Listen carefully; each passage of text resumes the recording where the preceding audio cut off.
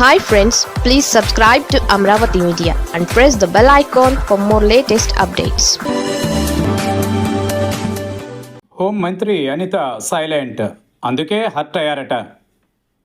ఆంధ్రప్రదేశ్లో హోంశాఖ మంత్రి వంగలపూడి అనిత హర్ట్ అయ్యారా అంటే అవుననే టీడీపీ వర్గాలు చెబుతున్నాయి. అందుకే కొన్ని రోజులుగా వైసీపీ నేతలపై ఆమె రాజకీయ విమర్శల్ని బాగా తగ్గించారని గుర్తు చేస్తున్నారు. శాంతి భద్రతల్ని కాపాడడంలో విఫలమైనట్టు వైసీపీ నేతల విమర్శల్ని పెద్దగా పట్టించుకోవాల్సిన అవసరం ఉండదని, కానీ డిప్యూటీ సీఎం పవన్ కళ్యాణ్ ఆ మాట అంటుంటే కనీసం ప్రభుత్వ పెద్దల నుంచి తనకు మద్దతు లభించలేదన్న ఆవేదన, ఆక్రోశం అనితలో ఉన్నట్టు టీడీపీ నాయకులు చెబుతున్నారు. అంతేకాకుండా హోంశాఖకు సంబంధించి నేరుగా పవన్ కళ్యాణ్ జోక్యం చేసుకోవడాన్ని కూడా ఆమె అవమానంగా భావిస్తున్నట్టు విశ్వసనీయ వర్గాల ద్వారా తెలిసింది.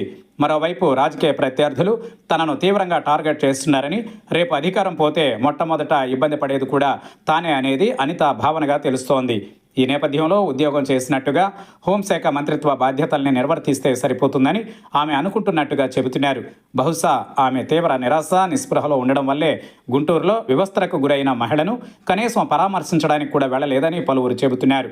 గుంటూరులో ఒక మహిళను టీడీపీ నాయకుడి కుటుంబం వివస్త్రాన్ని చేసి తీవ్రంగా తిట్టి కొట్టడం కూటమి ప్రభుత్వానికి మాయని మచ్చ.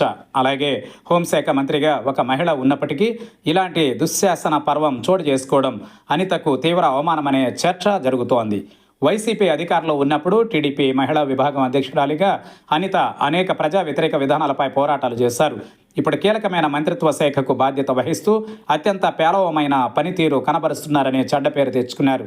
అన్నింటికీ మించి ప్రభుత్వంలో భాగస్వామిగా ఉంటూ డిప్యూటీ సీఎం పవన్ కళ్యాణ్ పదే పదే తన శాఖలో చొరబడడంపై తీవ్రంగా ఆవేదన చెందుతున్నట్టు తెలుస్తోంది. ఇదేమని సీఎం చంద్రబాబు ఒక్కరోజు కూడా వారించే ప్రయత్నం చేయకపోవడంతో తనకు మరింత నష్టం జరిగిందని ఆమె ఆవేదనగా అనిత అనుచరులు చెబుతున్నారు. తన శాఖనే ఎందుకు టార్గెట్ చేస్తున్నారో అర్థం కావడం లేదని ఆమె ప్రశ్నిస్తున్నారు. ఒకవైపు ప్రత్యర్థులు తనను టార్గెట్ చేయడానికి కాచు కూర్చున్నారని, అలాంటి వారికి కూటమి నాయకులే ఆయుధాలు ఇస్తున్నారని సన్నిహితుల వద్ద ఆమె వాపోతున్నారని సమాచారం. అందుకే క్రమంగా రాజకీయ విమర్శల్ని తగ్గిస్తే తనను టార్గెట్ చేసే వారుండరనేది ఆమె భావనగా తెలుస్తోంది.